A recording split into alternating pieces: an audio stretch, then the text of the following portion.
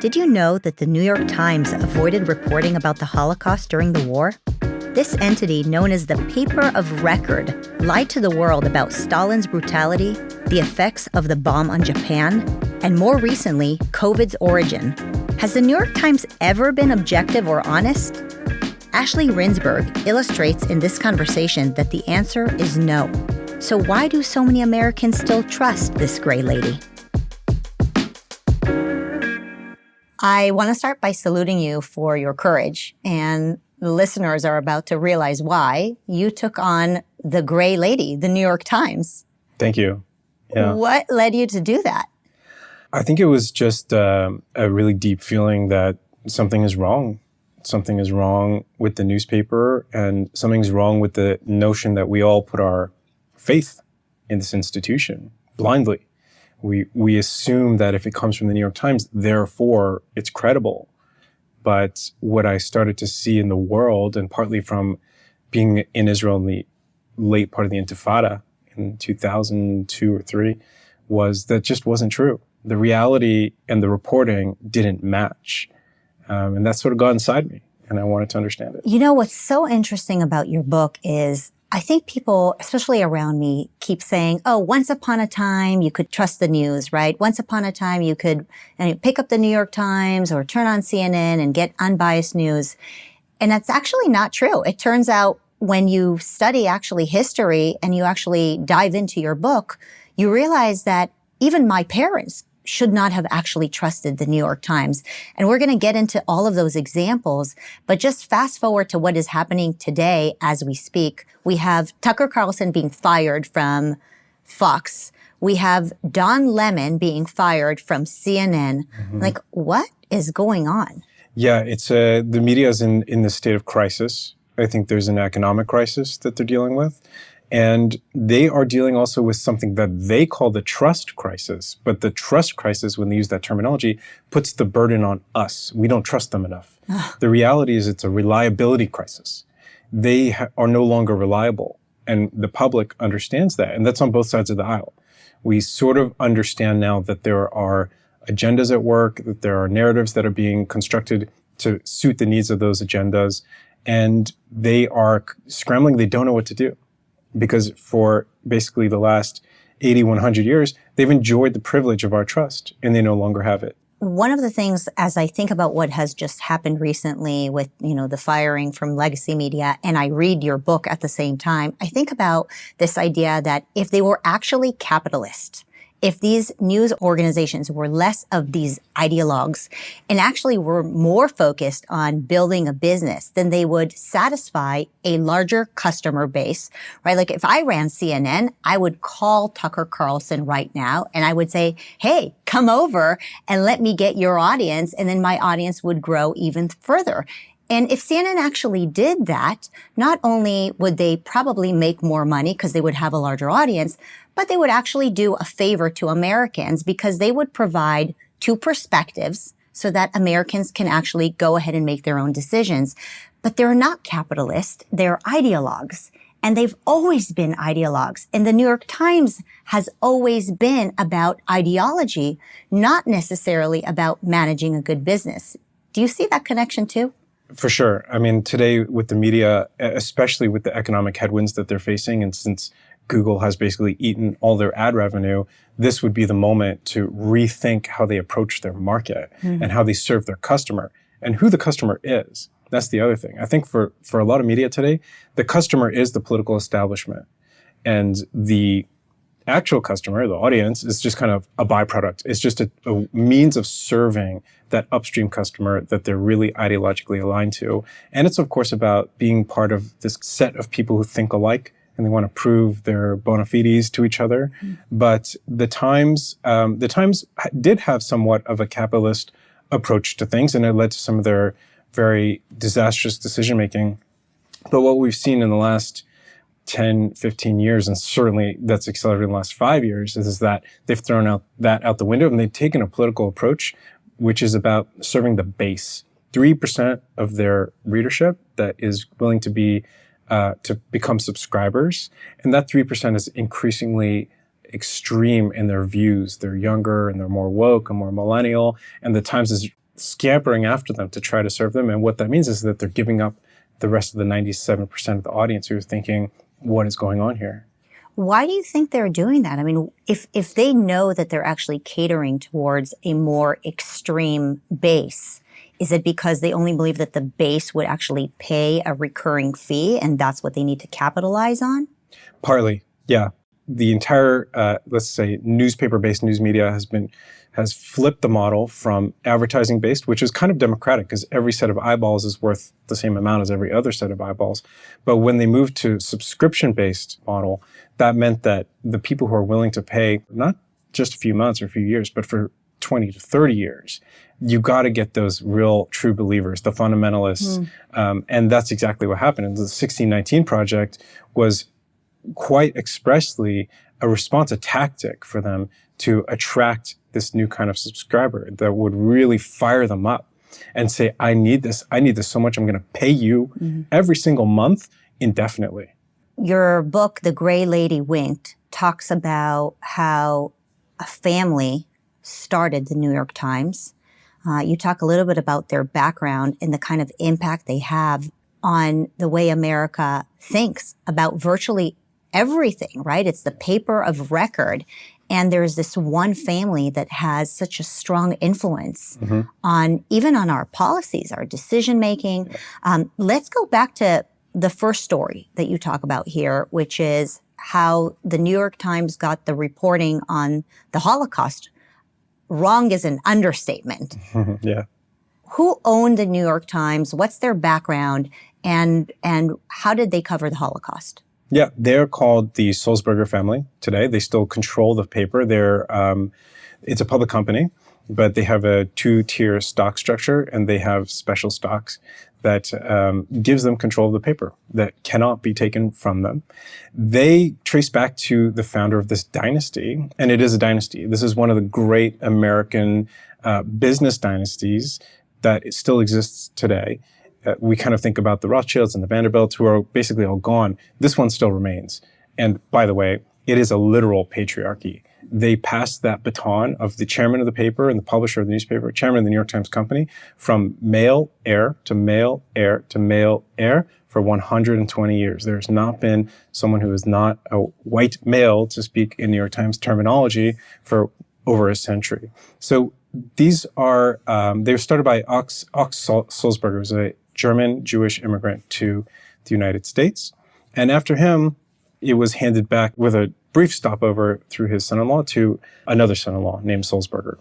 And Sulzberger was the guy who kind of really took the paper in this real drastic direction, including with the World War II stuff, where they were reporting on Nazi Germany in a way that was so favorable to the Nazis that they would just read New York Times reporting on German broadcasts without changing the reports or censoring them. These are German Jews that owned the New York Times, and you're saying that they didn't report about the Holocaust? Why would they not report about the Holocaust? They're Jewish. What interest would they have to support the Nazis? There's two separate issues there. One was the support of the Nazis was because they had a Nazi sympathizer running their Berlin bureau during World War II and a lead up to World War II. That guy his name is Guido Inderis. He was loved by Nazi brass because of the way he reported on Germany. And so he got really great access. He got access to the top people. He got great stories, got great scoops. And the Times knew this. They knew about his sympathies for the Nazis. But this is back to their capitalist bent. They didn't want to give up that access. They wanted to be number one. They wanted the Pulitzers, which they won for their pro-German reporting during World War II. They won 2 Pulitzers. The Holocaust stuff was about them not wanting to be seen as a Jewish newspaper, as Jewish-owned. Because this was America in the 1940s. There was a lot of anti-Semitism. They were afraid that it would jeopardize their position in the market. And for them, that was just not something they would sacrifice even for the truth. So they actually forbade the word Jew from appearing in reports, news reports, during that period. And in one instance, which was the liberation of Auschwitz, they did a big story. And the word Jew didn't appear in that story. And that was the extent to which they were willing to go to keep the paper sort of free of Jewish influence or the appearance of any kind of Jewish slant.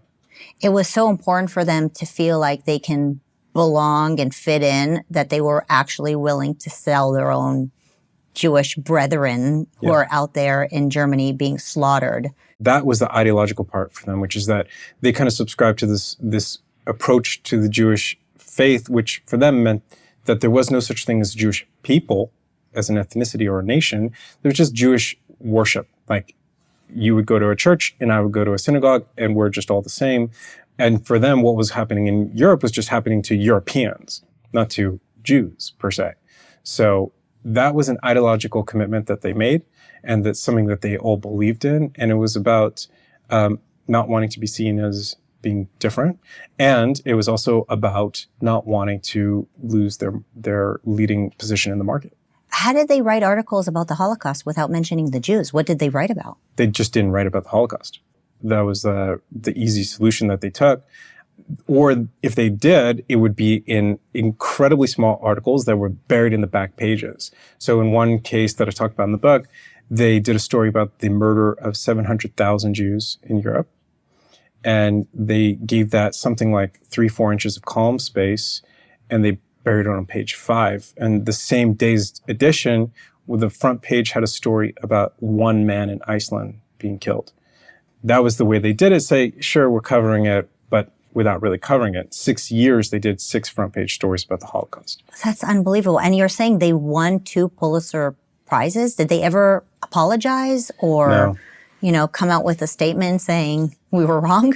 They did some sort of, like in the 70s, they did a retrospective look at their Holocaust coverage by 30 years later. Yes, and it was just one article, but they never corrected the record for the pro-Nazi reporting. They've never actually spoken about that. The other example you bring up in your book is what happened between Russia and the Ukraine, Holodomor. Yeah. I would imagine that a lot of the people listening don't know that much about Holodomor. I didn't either. So can you tell me a little bit what happened there and when was it? Holodomor is the Ukraine famine. That is, a famine is it's not really the right way to describe it. It was a campaign of genocide created by Stalin to consolidate power and to sort of do what Stalin did, which is to express his wrath politically on vulnerable people, in this case, peasants in the Ukraine. He starved 5 to 7 million people to death in a period of 2 years. It was 1931, 1932. And for Ukrainian people today, that is for them what Jews think of as the Holocaust. It is that magnitude. It affects them. It affects their family lives today. They still think about it and feel it. But the New York Times decided not to cover it, not just to not cover it, but to deny it. So other reporters were saying, this is happening at the time. And the New York Times reporter, Walter Duranty, said, there is no famine. There is no such thing. And that's how they reported on it. And they won a Pulitzer for that reporting. They have been called upon to return that Pulitzer, to amend the record and to sort of repent journalistically, but they've refused to do that. Why? I guess both why. Why did they refuse to do it? But then why did they report a lie? It was really incumbent upon them to help this group of business people in New York City push for the United States to officially recognize the Soviet government. It had been 16 years by that point since the Soviet Revolution. The United States had not recognized the Soviets as the legitimate government of Russia. And what that meant is that this sort of syndicate of businesses based in New York was not able to access that market for import or for export. That was a huge market. It was 150 million plus people rapidly industrializing. It was an incredible opportunity, but you couldn't trade with that market anymore because there were no diplomatic relations. So the New York Times was actually pushing FDR when he was still governor, just months before he became president, to do that, to recognize the Soviets. And this was not something FDR could do if that same government had just murdered 5 million of its own people for no reason. So you just kind of easily, glibly whitewash the record in real time. And when it came time to do that recognition, he did it. And there was a gala event at the Waldorf Astoria in New York where the who's who of American politics and business were in attendance, all the banks, the railroads, etc. Only one man got a standing ovation that night, and that was Walter Duranty. It was the guy who covered up. The guy who lied about the fact Yes. that Ukrainians were literally starving to death. Yes. Because they all knew, everyone in that room knew that it would never have happened without Duranty's sacrifice, quote His unquote. lies. His lies. And when it came out as a lie and they were expected to return the prize, why didn't they return the prize, given that they know it's a lie? I think that's a great question. Ukrainian American community in America started to push really hard around the early 2000s to address this. And the Times went out and hired a consultant, they called him as a historian, to assess the situation. Big surprise, the guy came back, said, you should return the prize. And then they said no. They said that to do that would be kind of like airbrushing history, which is a bizarre explanation. Isn't it the opposite of airbrushing history? It's the opposite, yeah. So they had already airbrushed history, and this would be to correct the record.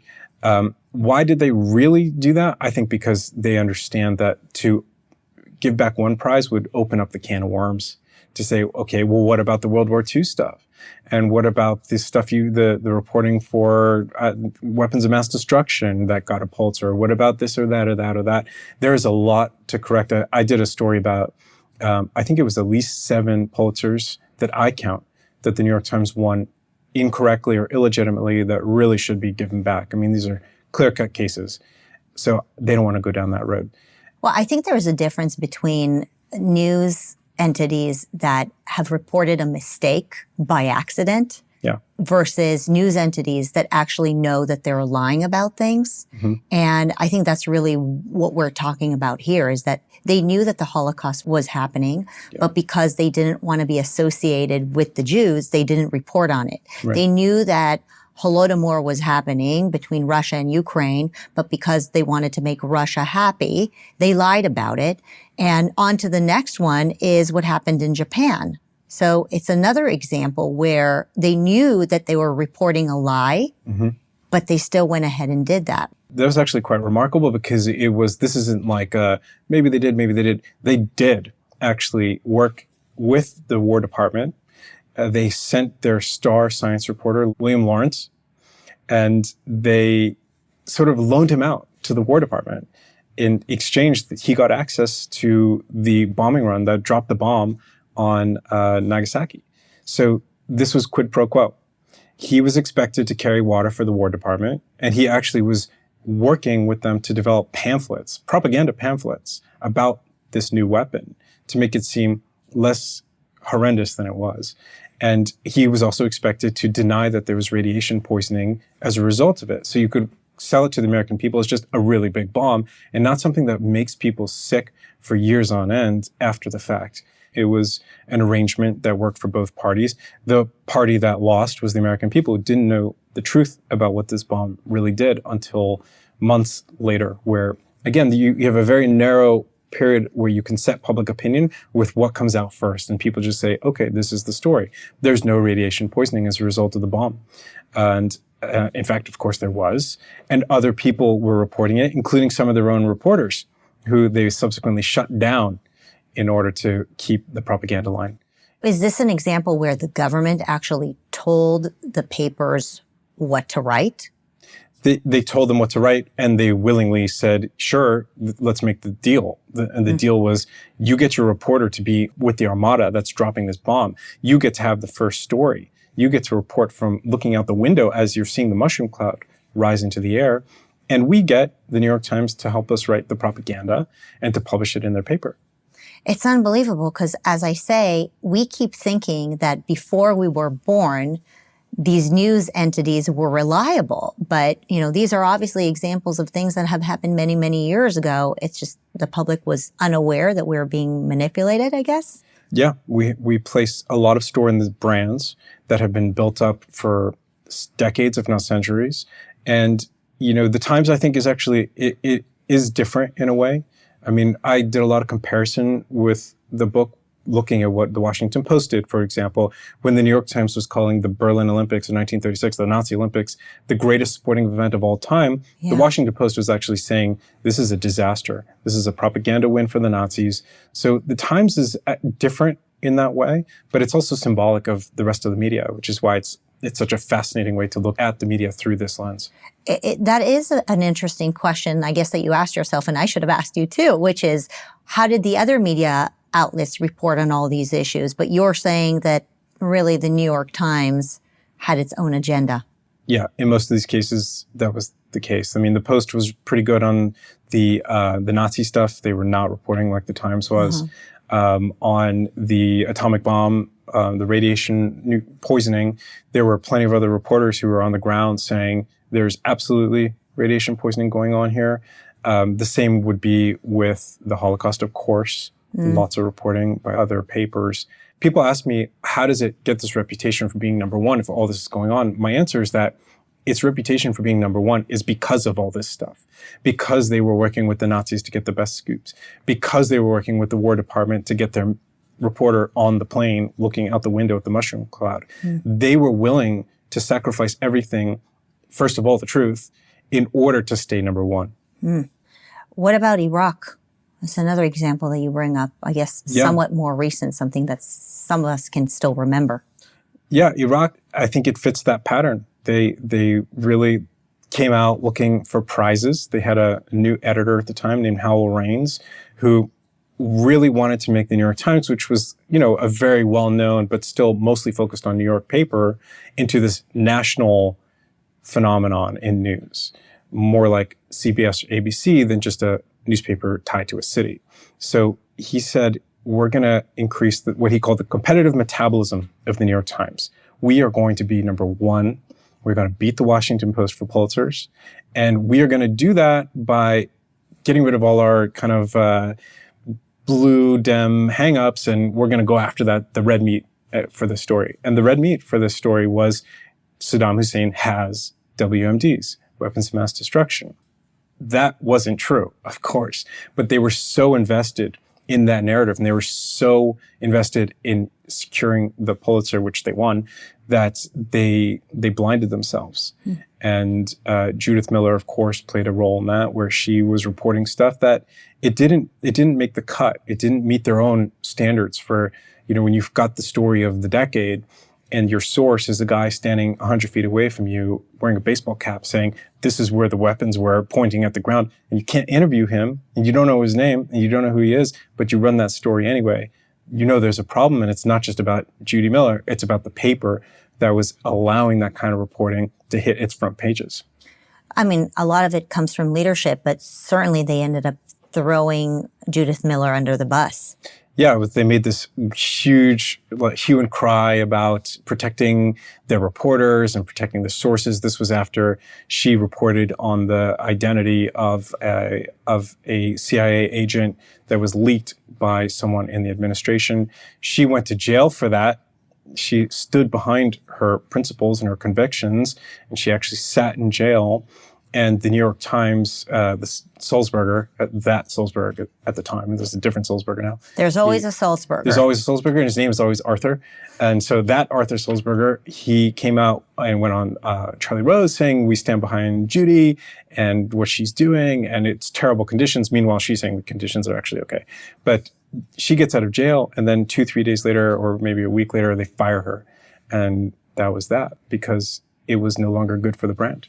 What I remember hearing about the stories from Iraq were all these veterans that were suffering from PTSD and just coming back to America and beating their wives and killing people. I just, the way veterans were treated, to me, this was the first time that we started seeing Americans really bash veterans in a way that was really disruptive to our psyche. Yeah. The next chapter after WMD in my book is that the Times came out with this homicidal veterans narrative. And it was really being advanced by a young reporter named Jason Blair, who was a rising star at the paper, very young. He'd had a few red flags associated with him for a lot of errors that kind of didn't make a lot of sense. But he was bringing home the goods. And the goods in this case were that these veterans were coming home broken and crazed and whatever that fits that violent, right? Yeah. Turns out he was making up most of those stories. He was fabricating them out of thin air. And if you kind of looked at his How do you know reporting, that? How do you know he was making it up? Is it already? Oh, that was exposed. It's exposed already. Yeah. He was fired. He was, if you just looked at the timeline of his reporting, it was physically impossible, for him to have been in the places he said to have been interviewing these sources. And when the Times actually went and re-interviewed them, they said, I never talked to this guy. I don't know who he is. But what he was saying, using these people who had, some of them lost loved ones in the war, was that the son or the daughter, whoever it was broken, was regretful, remorseful, or angry about it. And they would go and interview these people, and the actual person, if the person was still alive, would say, no, I'm proud of my service. It was hard. I don't regret it. Maybe it was an amputee, or maybe they were injured, but they say, I feel okay about what happened. But the homicidal veterans thing was just a lie. They just made it up. There was no statistics to support it. In fact, if you looked at the actual numbers, veterans coming back from Iraq were less likely to commit acts of violence than the general population. Wow. So why did they push this narrative that these veterans came back violent? Because they had just supported the Bush administration with the WMD stuff. And when their readership looked at them and be like, what happened? You just supported the most evil guy on earth, which is how the media made Bush look at the time. Right. They had to atone for that. And they did it by now saying this was the most evil war that had ever shift been. the narrative. Yeah. Shift the narrative where they would look like back to the base. Yeah. Yeah. It sounded from some of your interviews and your writings that you got into this business of exposing the Gray Lady or the New York Times through something that is very similar to my personal experience, which is the reporting on Israel. Yeah. And so tell me a little bit about that. How did you get to realize that even the New York Times, owned by Jews, is lying about Israel? I got to Israel, it was like the very tail end of the Intifada. There were still bombings here and there, but it wasn't like it was in 2000, 2001. And you just read what the Times says about the country, and not even the war that the Intifada was, but just what daily life is like between Jews and Arabs. Right. That's what really struck me, and it still strikes me today after I lived there for 20 years now. It is more or less a place where coexistence is real. It's part of our daily lives, and it is not this ongoing enmity between Jews and Arabs, and there's not this ongoing persecution of Arabs by Jews. That's just not what life is like there, and you can feel that.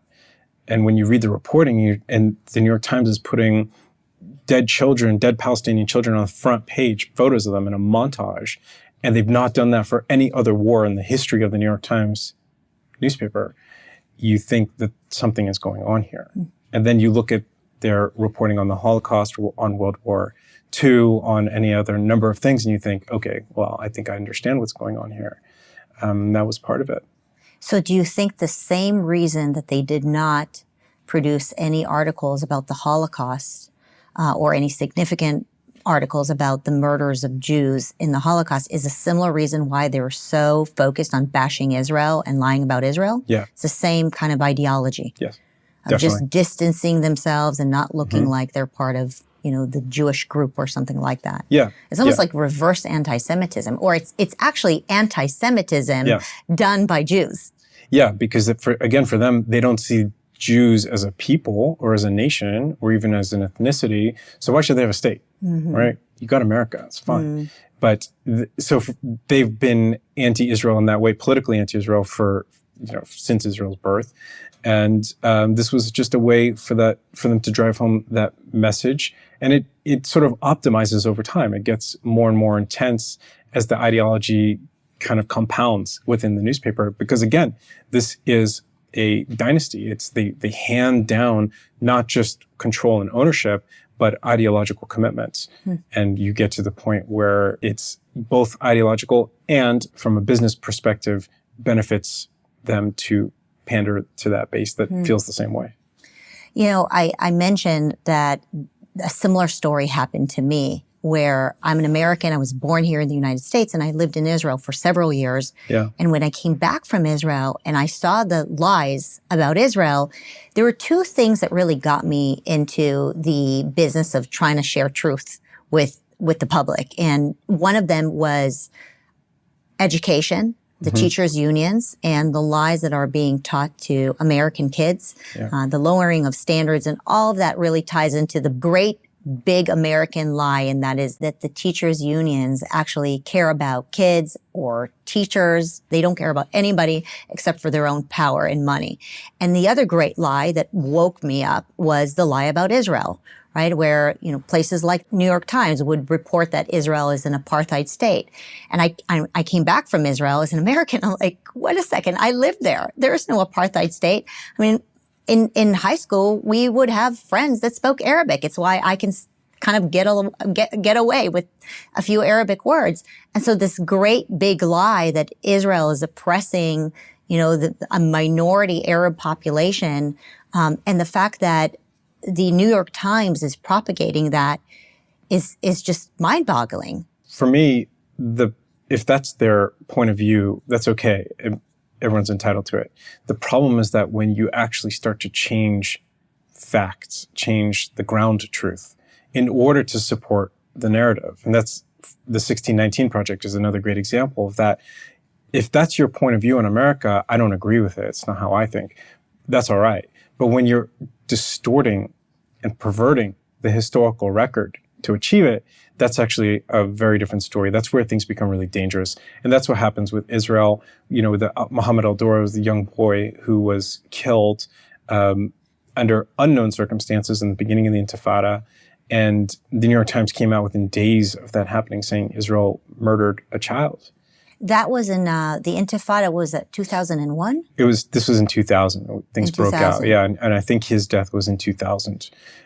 The New York Times wasn't there. They didn't have a reporter. What was the exact story? Remind me. I should remember. The story was that the Intifada breaks out, and under a very kind of weird set of circumstances, this is like mass violence in the territories. His father wants to go out and buy a used car or something, so that day decides they get stuck at a checkpoint where there's a gun battle between Palestinian terror factions and an IDF post. And this video emerges of this little boy with his father sheltering behind a concrete barrier, and the boy seems to be hit by a bullet and dies, or is said to have died. I mean, people question that. I don't know. But the narrative that came out of that is that the IDF killed the boy. And the New York Times reported that, and not just reported it, they hammered it home in op-eds, in mentions in other articles. It became gospel.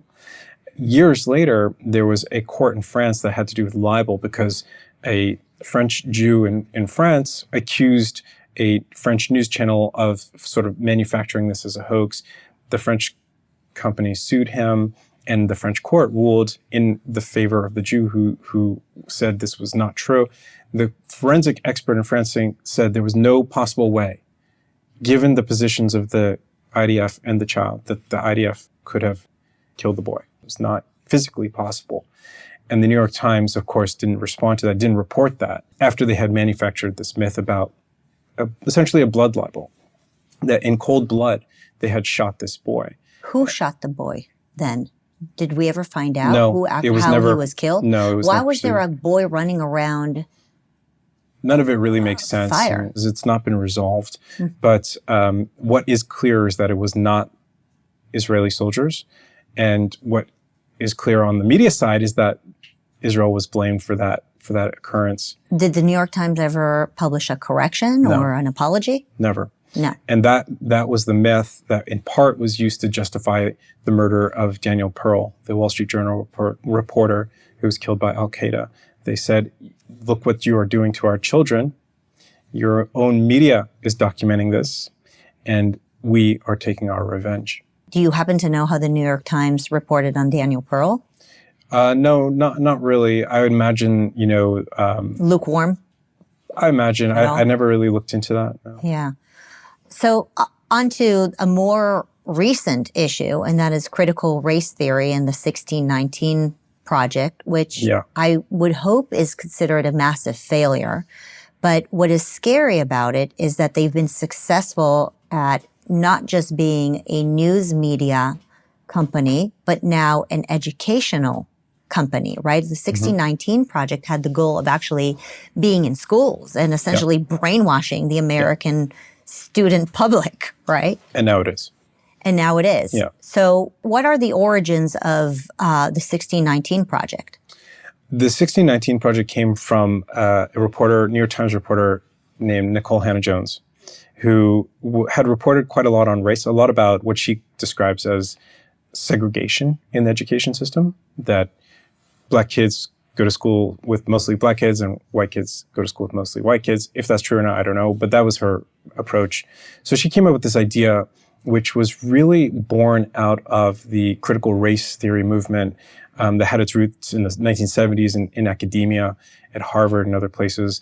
And that was taking the argument to its absolute extreme, which is to say that America was not born in liberty, but born in slavery, born out of slavery. And that was the 1619 number, which is the year that slaves arrived in the colonies. So it wasn't 1776 where America achieved or declared independence, but 1619, that is the true birth of the nation. And they made this into the biggest possible editorial initiative that they could make, which is a full issue of the New York Times Magazine dedicated to that concept. And then sort of, as you're kind of referencing, growing it out into this brand extension thing that includes educational curricula and colleges and podcasts and a show with Oprah and movies and children's books, you name it, they did it. And in that regard, it's been very successful. And sort of as I'd mentioned earlier, it was really a centerpiece of their marketing mix. It was really a way for them to appeal to a younger, more woke generation that they were really eager to get hold of as new subscribers. So you think it was part of this whole woke industrial complex where they realized that if they push this narrative of critical race theory, is critical race theory part of the 1619 Project? For sure. Absolutely. Yeah. And can you explain critical race theory and how it's connected to what they're trying to teach through this project? Yeah, sure. It's really about taking the fundamentals of critical theory, which was a philosophical movement from the early 20th century, which said that truth is not an objective thing. Truth is whatever the victims of power say it is. So who decides, well, who are the victims of power? Well, we do, the people who are talking.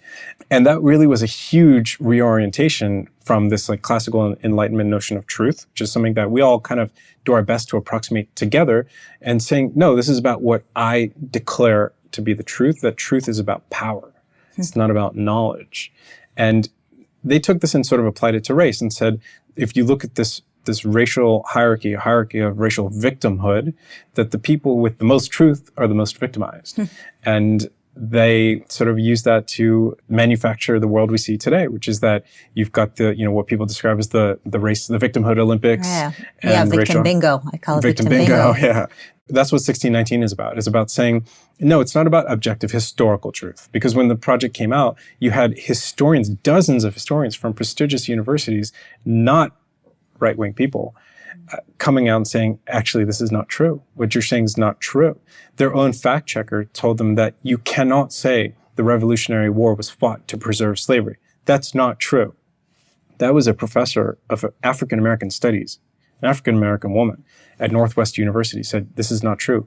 But for them, with critical race theory behind them, it wasn't about what was objectively true or false. There was no such thing. It's about what serves the needs of power and who deserves to have that power. And for them, it was about this group of sort of radical people thinking about how to restructure power in America. And the New York Times. So what did they do? They just ignored the historians that said it was wrong? It's just like, okay, never mind. We don't like what you have to say. Keep going with 1619? Yes. Yeah, they just ignored them. They just ignored their fact checker, a woman named Leslie Harris, professor, who she came out in Politico and wrote an article about this, saying they published the claim anyway. Mm-hmm. And that was the key word, anyway, because it wasn't about historical truth and it wasn't about objectivity. And this was something that flipped in the Trump era. And they came out and started saying this in around 2018, 2019, where they said objectivity is no longer the goal of journalism. The goal of journalism was what they called moral clarity. It was about taking a position, taking a activist approach to journalism and really pursuing that angle.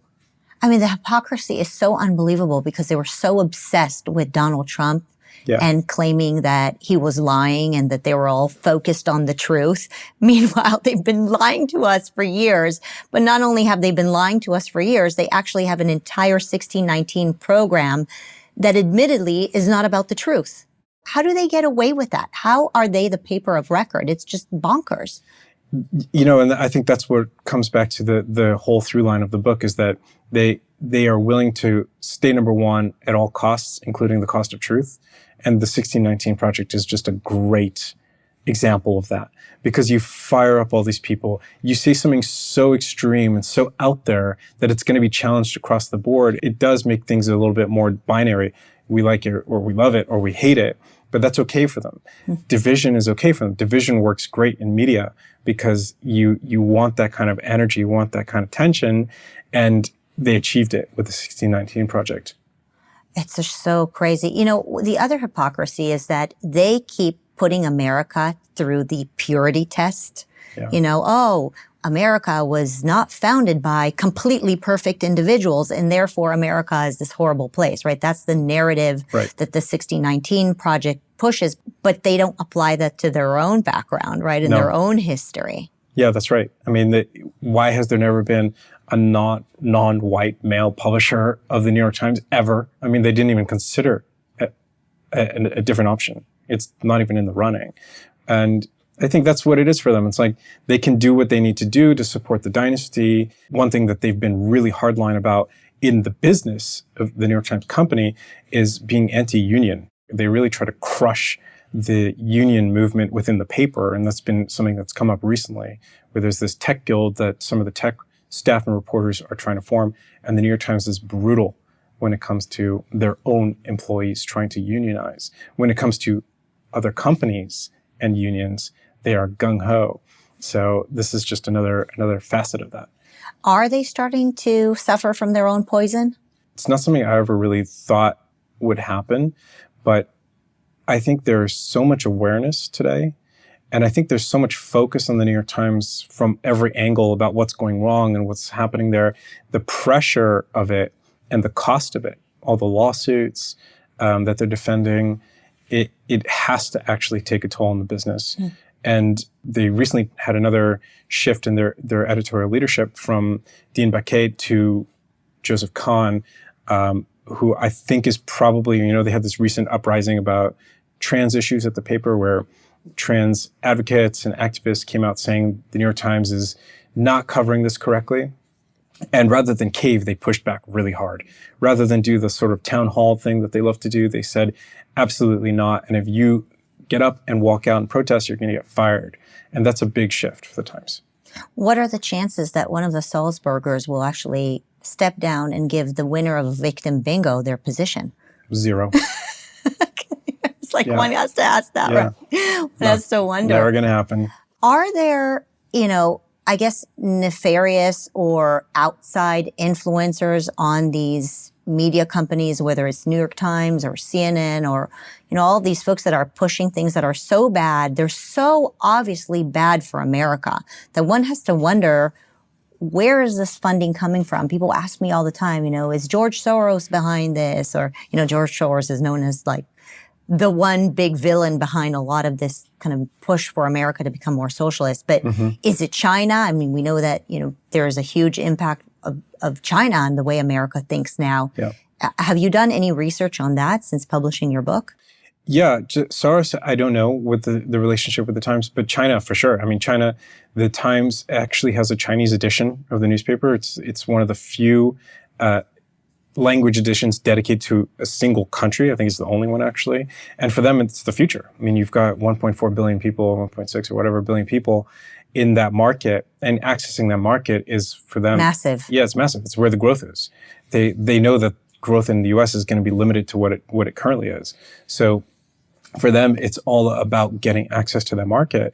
But they also know that they are bumping up against the Great Firewall, which means that if they say the wrong thing, which they did when they first launched their Chinese edition. With the CCP? Yeah, they did some reporting on very senior CCP figures and corruption, and they just got banned from China from that day on. And now they're trying to fight to get back in. And that means you can't go too far in what you report on China.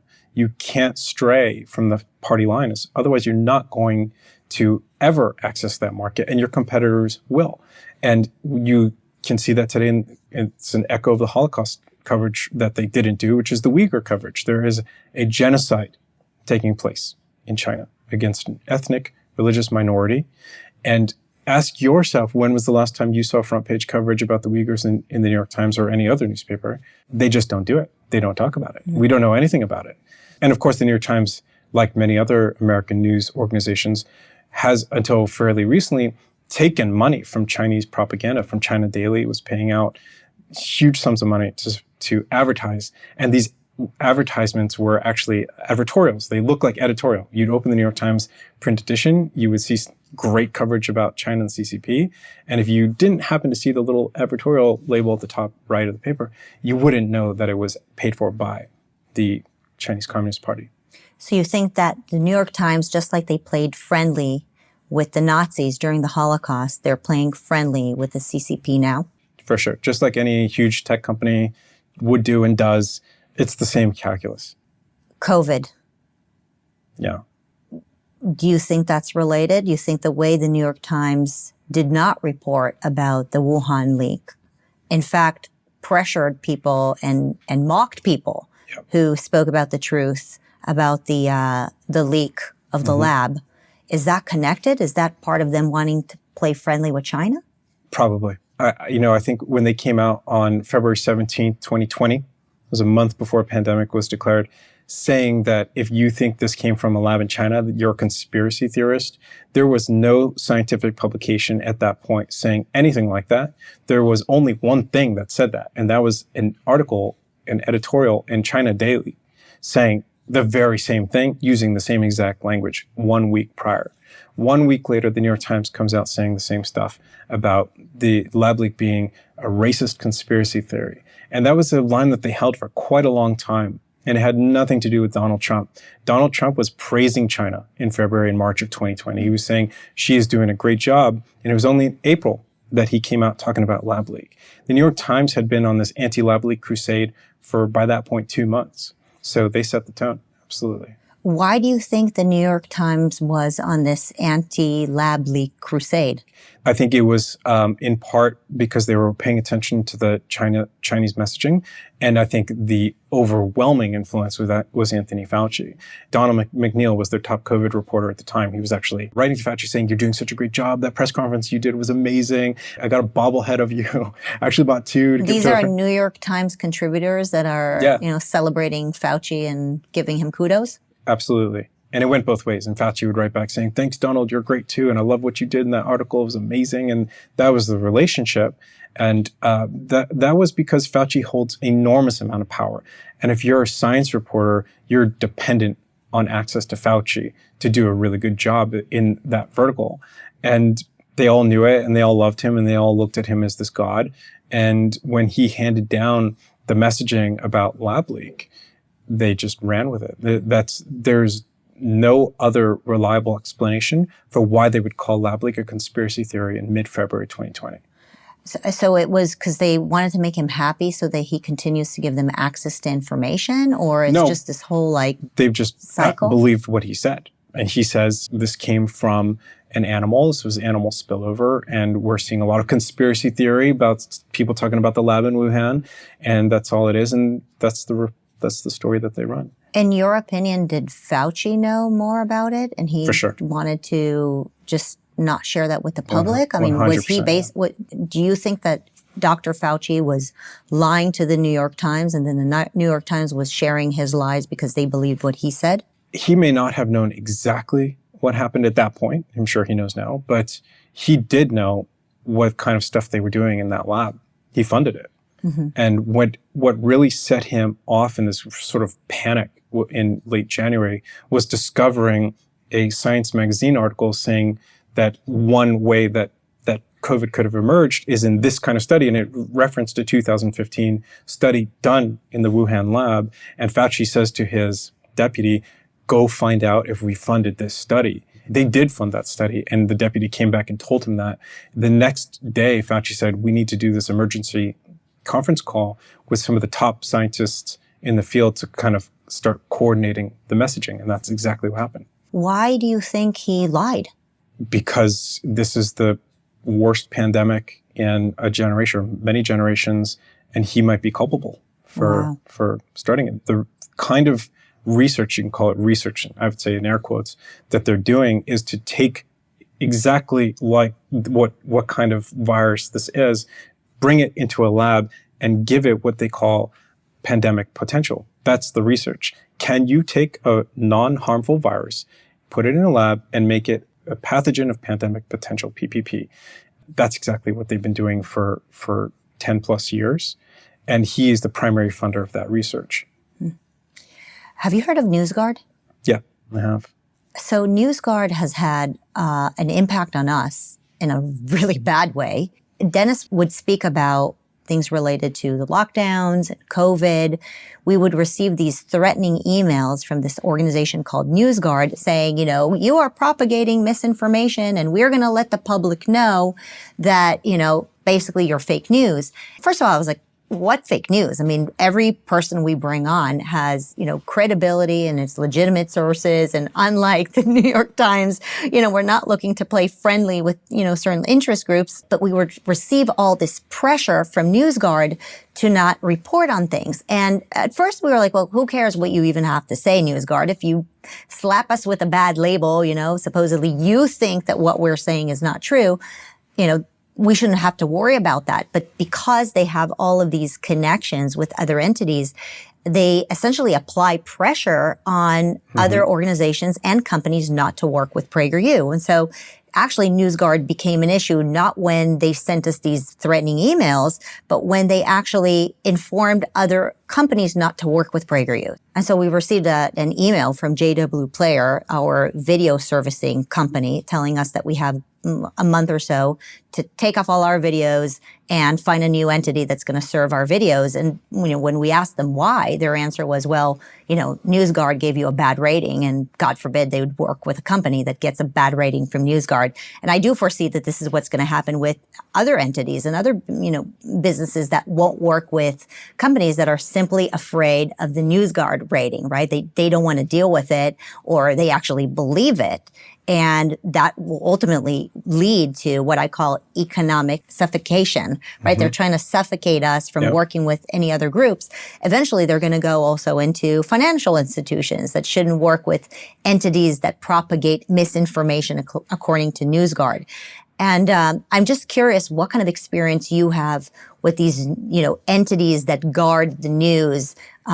Clearly, there is some stuff that is happening behind the scenes where they put pressure on companies, media companies, to not share information that, whether it's the government or big interest groups, don't want to have shared. Yeah, NewsGuard, from what I know, which is not that much, but what it seems to me is that they are sort of this seal of approval of what is correct information, right think, and what is wrong think. And if it comes out of this, let's say 20 to 30 news organizations that are approved by them, then it's automatically good and okay for consumption. But I think the actual danger is on the other side, where they're just rubber stamping, they're giving a seal of approval to information that may not be reliable at all. So if you're the New York Times, the Washington Post, the notion that you've got this glaze of credibility, of trustworthiness, but we all know that that's actually not true. And the American public knows that's not true. When you look at the trust in media numbers, it is a steep decline. And I think what this is a way to push back on that. It's a way to sort of create this ring of enforcement that just said, we're going to ram this through. We're going to make sure our guys get the right kind of treatment and service and the other guys don't get it. It's not even about red and blue anymore. Right. It's about, are you aligned or are you not aligned? Right. I completely agree. You talk about the New York Times as a dynasty. I think of NewsGuard as the guardians of this dynasty, right? They're guarding. Praetorian Guard. Right? Yeah. That's exactly what they are. Yeah. Of course, New York Times gets 100% rating, and you have a book full of information about how not only do they keep getting it wrong, but they never apologize or print a correction. You know, you got the New York Times with 100% rating and PragerU receiving this, red label warning everybody that we're the ones who are telling lies. And I completely agree. It's not a left versus right. It really is about who they can control and which narrative they can control and whose narrative they cannot control. Yeah, 100%. And I think that's sort of also what we're seeing with the current banking crisis. You know, if you don't get in line and say, oh, the financial system is okay and the banks are completely solvent, then you are cast out as some sort of lunatic or outlier, even though it's clearly the case that something is very wrong with America's financial system. But you can't say that out loud, because if you say it out loud, you threaten to rock the boat. We can all see with our eyes what's happening, but you can't say that out loud. It's like 1984. Yeah, exactly. Can I ask you the hardest question? Sure. Where can someone get honest news? What would you do? I mean, where can we actually go for trustworthy news? I think it's really about rethinking the way we interact with the news. And just like we rethought the way we interact with music, where it was no longer about the album. We used to go out and buy an album, and then you would say, oh, this is going to be a great album. And we used to do the same thing with the newspaper. I'm going to go out and buy the newspaper and be like, everything in here is going to be more or less good enough. We can no longer do that. And now we have Spotify and say, I want this song and that song and make a playlist.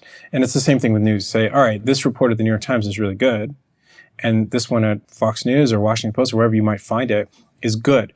It's no longer enough to just trust the brand, which is what we used to do. We used to use that as a kind of heuristic to say, this is good. You can't do that anymore. You have to say, I trust myself. I trust people around me who I know. And I'm going to do my own research to understand what I can rely upon and cherry pick. It's so interesting because I actually think this is happening from both directions, right? A lot of newsmakers are realizing that they don't want to be part of a larger entity where they can, Barry Weiss left the New York Times. Who knows what's going to happen with Tucker? Yeah. But you have like Tim Pool and all these other folks that are actually coming out of these media establishments and very likely are going to build their own audience base that's going to follow them directly. And you were self-published, right? Yeah. And so I guess you're another example of how being part of these established entities is actually coming across now less trustworthy. Yeah. And also the economics are better. I get to retain all my rights. When you sell a book to a publisher, you give away your rights in perpetuity, universal rights around the world forever. If you don't want to do that, you can now do something different. And it's the same with news, where Barry or Andrew Sullivan or Glenn Greenwald, they are the masters of their own fate editorially. And to your point about Tucker, I saw a clip, I think Dave Rubin posted of him and Dave talking. Dave said, are you jealous of Dave being independent? And Tucker said, of course I am, because that's the most important thing. So I think the move towards independence, wherever you are politically, it doesn't matter. It's about being independent. It's not about being enchained to some huge organization. Today, 90% of the media is in the hands of 6 companies.